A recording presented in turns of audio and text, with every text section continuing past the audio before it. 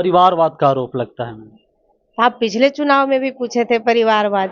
लेकिन उन पे भी आरोप लगता है कि जितना विकास होना चाहिए था इमामगंज विधानसभा का उतना नहीं हो पाया है। कि उस ज़माने में भी आप बुलेट चलाकर घूमा करते थे, तो उस समय आपके अंदर ये कहाँ से आया कि नहीं लड़की लोग भी बुलेट चला सकती हैं? कि आप जब चुनाव लड़ रहे थे तो वादे किए गए, पुल बनाने की बात, सड़क बनाने की बात। आप दीपा मांझी के रूप में जानना चाहते हैं या फिर जीताराम मांझी के बहू के रूप में? तो सिर्फ एक ही रट लगा के बैठिएगा कि सिर्फ शिलान्यास शिलान्यास, एक ही रट है ना। आरजेडी के जितने भी लोग हैं सब एक ही रट लगा के इमामगंज में बैठे हुए हैं कि सिर्फ शिलान्यास में। अरे जहाँ हुआ है उसको तो कभी कहिए कि यहाँ 10 रोड यहाँ बन गया है। लेकिन धरातल पर अभी 9 महीनों की जब आपका कार्यकाल है तो वो देखने को नहीं मिल रहा, ऐसे विपक्ष लोग आरोप लगा रहे हैं। क्षेत्र में आप भी देखिए ना, कभी ऐसा नहीं सिर्फ विरोध वाला ही चलाइए आप अपना न्यूज, है ना। तीनों मिलकर काम कर रहे हैं, अब एक ही घर के हैं तो ये उसको आप कहिएगा कि आप लोग प्रलोभन दे रहे हैं। तीनों कह रहे हैं बार बार कि तीनों मिलके काम कर रहे हैं, तीनों मिलके। नमस्कार, मैं रविरंजन नीला और आप देख रहे हैं एडीआर मीडिया बिहार। बिहार में चुनाव होना है, तारीखों का ऐलान हो चुका है, उम्मीदवार भी घोषित कर दिए चुके हैं और मैं गया में हूं और हमारे बीच उपस्थित हैं गया जिला के सबसे हॉट सीट माने जाने वाले, जहां से मुख्यमंत्री रहे जीताराम मांझी भी चुनाव लड़े हैं, तो बिहार विधानसभा के पूर्व अध्यक्ष रहे उदय नारायण चौधरी भी चुनाव लड़े हैं। हम लोग के बीच में अभी उपस्थित हैं वर्तमान में इमामगंज विधानसभा से विधायक दीपा मांझी जी। मैं इनसे बातचीत करूंगा और जानने की कोशिश करूंगा कि अगर 2025 में चुनाव जीतते हैं तो इमामगंज विधानसभा के लिए क्या रूपरेखा होगा, कैसे इमामगंज को विकसित क्षेत्र में तब्दील करेंगे। स्वागत है। बहुत बहुत धन्यवाद आपको। और सबसे पहले हम हमारे एनडीए के घटक दल के जितने भी शीर्ष नेता हैं उन्हें मैं दिल से आभार प्रकट करती हूँ। और हमारे इमामगंज की सभी जनता को फिर से हम हार्दिक बधाई देना चाहते हैं कि जिस विश्वास के कारण उन्होंने 9 महीना मुझे ये अवसर दिया, वहाँ के प्रतिनिधित्व करने का जो मौका दिया। और अभी उनका ही श्रेय जाता है कि आज हमें पुनः उस क्षेत्र की उम्मीदवार के रूप में चुना गया है। इसके लिए मैं बहुत बहुत आभार प्रकट करती हूँ। नामांकन होना है कल, उसके पहले आज इंटरव्यू है। आप जिस क्षेत्र से चुनाव लड़ रहे हैं एक बार प्रतिनिधित्व कर चुके हैं, वह क्षेत्र अति नक्सल प्रभावित क्षेत्र के रूप में जाना जाता रहा है। वहाँ से हिंदुस्तानी आवाम मोर्चा के संरक्षक अभी वर्तमान में जीताराम मांझी भी क्षेत्र का नेतृत्व किए हैं, लेकिन उन पे भी आरोप लगता है कि जितना विकास होना चाहिए था इमामगंज विधानसभा का उतना नहीं हो पाया है। देखिए, आज से 5 साल पहले 2005 से पहले अगर देखा जाए उस क्षेत्र का जो नक्सल प्रभावित क्षेत्र था, अति संवेदनशील क्षेत्र था, जहाँ डुमरिया के कई गांव देख लीजिए आप। छकरबंधा का जो अभी हम लोग गए थे, कौन सा गांव था, पिछुलिया गए थे। और मौनवार ले लीजिए, जहाँ कहते हैं कि वहाँ हुरमेट का गांव ले लीजिए, उस वैसे वैसे जगह हम गए हैं। और 2005 से जो पहले का जो स्थिति था उस क्षेत्र का, और अभी लोग कहते हैं, लोग क्या विपक्ष सिर्फ कहते हैं कि यहाँ कोई काम नहीं है, तो हम कहना चाहेंगे विपक्ष से कि 2005 से पहले क्या स्थिति था उस क्षेत्र का, और अभी क्या स्थिति है।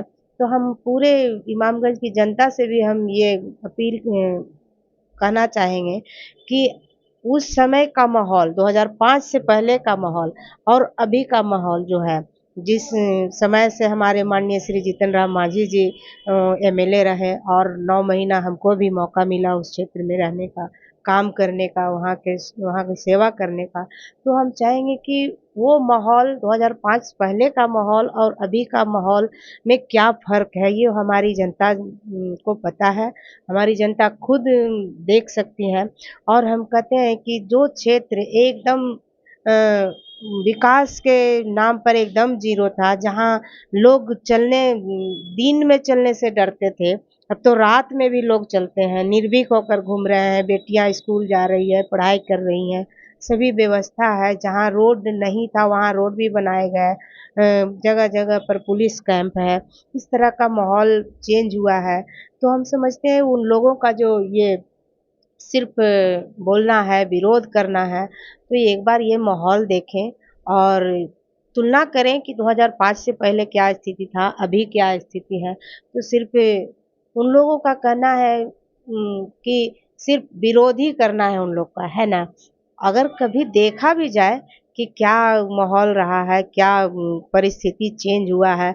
हम तो कहते हैं कि हम डुमरिया में घूम रहे थे, तो वहाँ के लोग एक गाँव था याद नहीं आ रहा है, लेकिन वहाँ के लोग बोल रहे थे कि यहाँ रोड पर धान रोपाता था और अभी वो रोड पर गाड़ियाँ रेंग रही है, गाड़ियाँ चल रही है, दौड़ रही हैं। तो इस तरह का चेंज हुआ है। पूरे ऑल ओवर हम इमामगंज की बात कहेंगे कि पूरे इमामगंज को देखिए कि क्या विकास हुआ है। कुछ तो बदलाव हुआ होगा। जहाँ वो स्थिति था, अभी इतना चेंज हो गया है।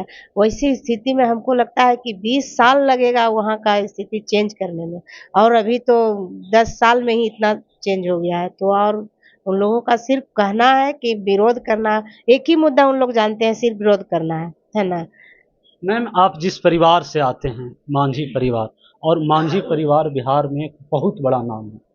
ऐसे में नीतीश कुमार अक्सर कहते हैं कि महिलाओं को नेतृत्व करने के लिए मैंने आरक्षण की व्यवस्था की। तो मैं ये जानना चाहता हूँ कि आप दीपा मांझी के रूप में जानना चाहते हैं या फिर जीताराम मांझी के बहू के रूप में? देखिए, आप 2005 से पहले देख लीजिए, मैं जो सरकार थी, हम खुलकर बोलना चाहते हैं, जो आरजेडी की सरकार थी, महिलाओं के लिए क्या काम करती थी? वहाँ तो महिलाएँ कभी घर से नहीं निकलती थीं। कोई लोग भी आया ना तो वो दरवाजे के पीछे से छुप कर देखती थीं। इस तरह का महिलाओं के अंदर ये कुरीतियाँ थी। और हमारी बेटियाँ अभी देखिए, ये जब से हमारे नीतीश कुमार जी की सरकार आई है, महिलाएँ आगे बढ़-चढ़ कर भाग ले रही हैं। आरक्षण तो है ही, हमारे नीतीश कुमार जी का देन है कि महिलाओं के प्रति 50% आरक्षण है, नौकरियाँ में 35% आरक्षण महिलाओं को दिया जाएगा। आज हमारी बेटियां पढ़ रही है, साइकिल चला रही हैं, बहुत सारे योजनाएं लड़कियों के लिए आ रहा है, महिलाओं के लिए अभी जो रोजगार के लिए दिया गया है, ये महिलाओं को बढ़ाने का बहुत ही उनका ज़्यादा पहल रहा है। और अभी महिलाओं को जो एसएचजी ग्रुप से जोड़ा जा रहा है, वो बहुत ही सराहनीय काम है इनका। महिलाएं इससे बहुत आगे उभर कर आ रही हैं, आगे बढ़ चढ़ कर काम कर रही हैं। और आपकी एक है कि आप जीतन राम मांझी जी के बहू के नाम से जाने जाते हैं या आप अपने नाम से जाने जाते हैं। तो देखिए, किसी की भी सफलता के पीछे हर किसी का सहारा होता है या फिर अ, उनका सहयोग होता है। लेकिन आदमी किसी का भी हो, उनका नाम मेरे लिए बहुत ही बड़ा मायने रखता है, वो हम कभी उसको भुला नहीं सकते हैं। लेकिन हम चाहते हैं कि हम अपने पापा के जो बनाए हुए संस्कार हैं, दिए हुए जो शिक्षा है, उनको लेकर आगे बढ़ें और हम अपना भी नाम कमाएँ और हमारे नाम से हमारे पिताजी का नाम होता है, तो ज़्यादा हम बहुत सौभाग्यशाली समझें। आप जिस परिवेश में पले बड़े हैं, जहाँ आपका जन्मभूमि रहा है, बाराचट्टी वाला क्षेत्र, वह भी अति संवेदनशील एरिया रहा है। आपके बारे में किंवदंतियाँ हैं कि उस ज़माने में भी आप बुलेट चलाकर घूमा करते थे। तो उस समय आपके अंदर ये कहाँ से आया कि नहीं, लड़की लोग भी बुलेट चला सकती हैं? देखिए, फिर हम कहना चाहेंगे, सरकार को ही हम सामने लाना चाहेंगे। आज जब से नीतीश कुमार जी की सरकार आई है, तो लड़कियां तो आगे बढ़ी ही हैं। उससे पहले की बात हम कर रहे हैं, जो आरजेडी की सरकार थी, हमारे माननीय लालू प्रसाद जी की सरकार थी। तो उस समय हम मोटरसाइकिल चलाते थे, राजदूत चलाते थे और साइकिल चलाते थे। तो हम जब साइकिल चलाते थे, रोड पर निकलते थे, तो लोग हँसते थे कि अरे देखो, हल्ला करने लगते थे कि अरे देखो, लड़की साइकिल चला रही है, साइकिल चला रही है। तो सोचिए, अगर आप मुख्यमंत्री हैं, बिहार को चला रहे हैं, तो ऐसा क्या व्यवस्था थी भाई कि लड़कियां अगर रोड पर साइकिल चला रही तो आप हल्ला हो रहा है? कुछ तो बदलाव लाना चाहिए ना। तो अब देखिए, पहले चलाते थे हम साइकिल तो लोग हँसते थे। अभी कैसा माहौल है कि लड़कियां जहाज भी चला रही हैं, अंतरिक्ष में जा रही हैं, चाँद पर जा रही हैं, बाइक चला रही है, मोटरसाइकिल चला रही है, फोर व्हीलर चला रही है। लेकिन ये सरकार में कभी कोई बोला? कि लड़कियां मोटरसाइकिल चला रही है, लड़कियां चांद पर क्यों जा रही है, कोई सवाल उठाया? लेकिन देखिए आज हमारे नीतीश कुमार जी की सरकार में लड़कियां बढ़ चढ़ कर काम कर रही है। उपचुनाव में आप कई मुद्दों के साथ गए थे और कई वादे किए थे। लोग का यह आरोप है कि आप जब चुनाव लड़ रहे थे तो वादे किए गए, पुल बनाने की बात, सड़क बनाने की बात, डिग्री कॉलेज खोलने की बात, कई वादे पूरे हुए। आपका कहना था कि हमारे घर से 3 लोग हैं, एक मैं खुद रहूँगा, एक केंद्रीय मंत्री रहेंगे और एक बिहार में कैबिनेट मंत्री रहेंगे। ऐसे में इमामगंज विधानसभा का चहुमुखी विकास होगा। लेकिन धरातल पर अभी 9 महीनों की जब आपका कार्यकाल है तो वो देखने को नहीं मिल रहा, ऐसे विपक्ष लोग आरोप लगा रहे हैं। देखिए, आपसे छुपा हुआ नहीं है। जो भी 9 महीना में जितना भी काम हुआ है, एकदम आपसे भी छुपा हुआ नहीं है।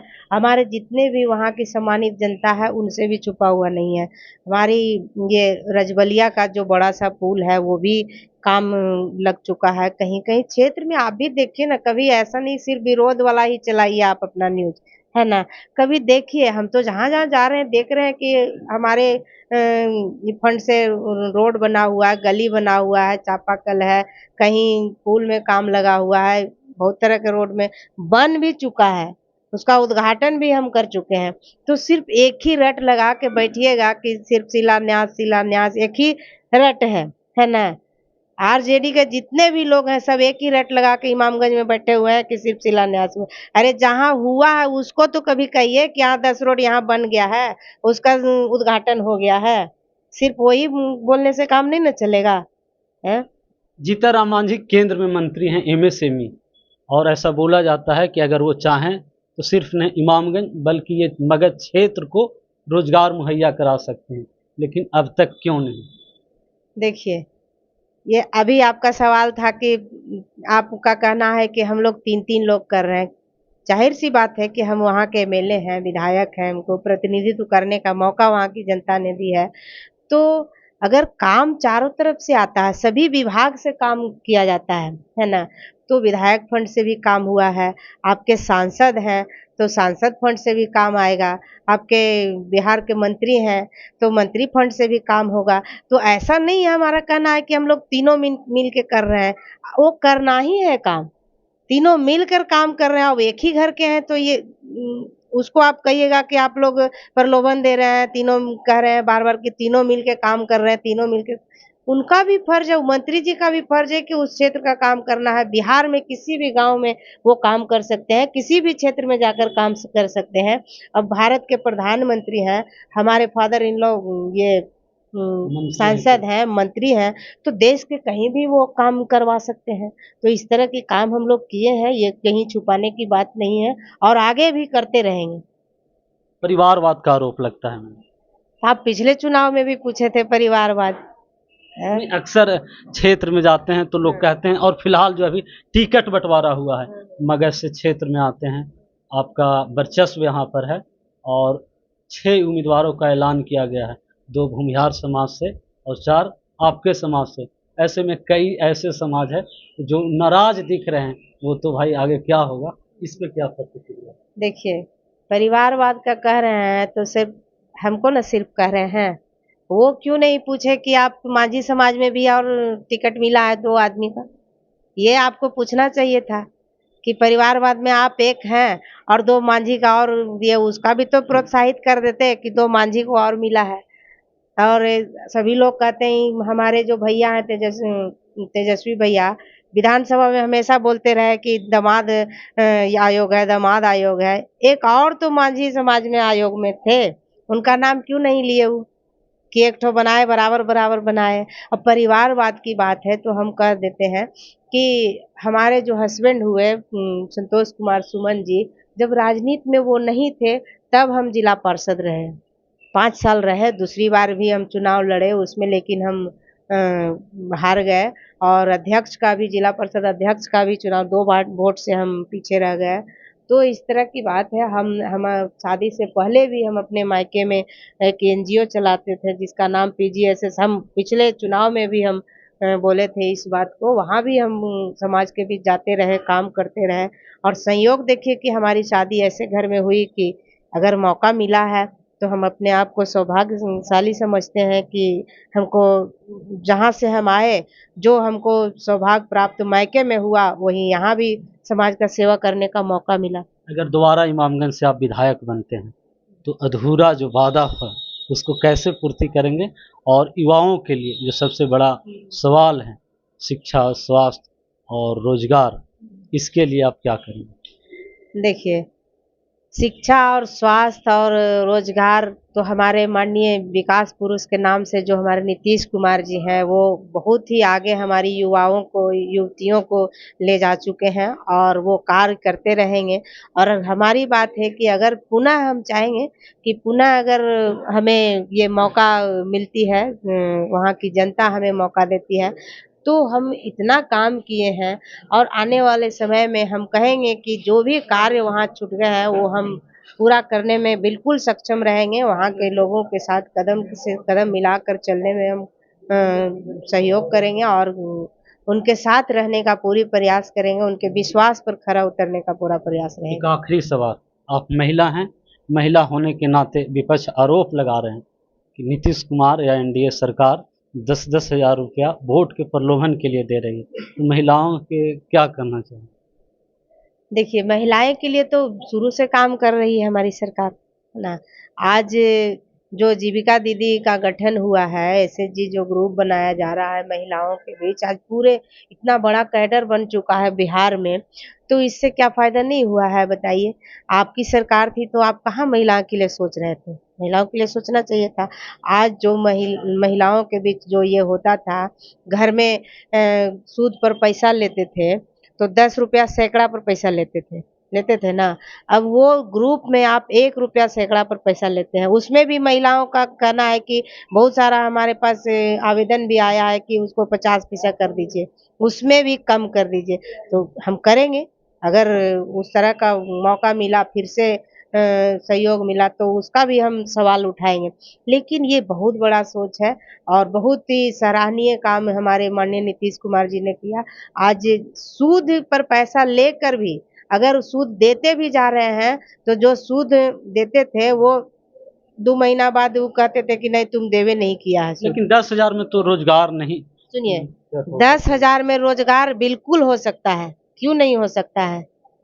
रोड पर आप देखते होंगे, घर में जो सब्जी उगाते हैं, तो 2 केजी भिंडी लेकर, तो 1 केजी खीरा लेकर, 250 ग्राम मिर्चाई लेकर, 2 किलो परोर लेकर, आधा किलो बोड़ा लेकर बैठते हैं ना रोड पर, वो क्यों कितना का उसमें लागत लगता होगा बताइए?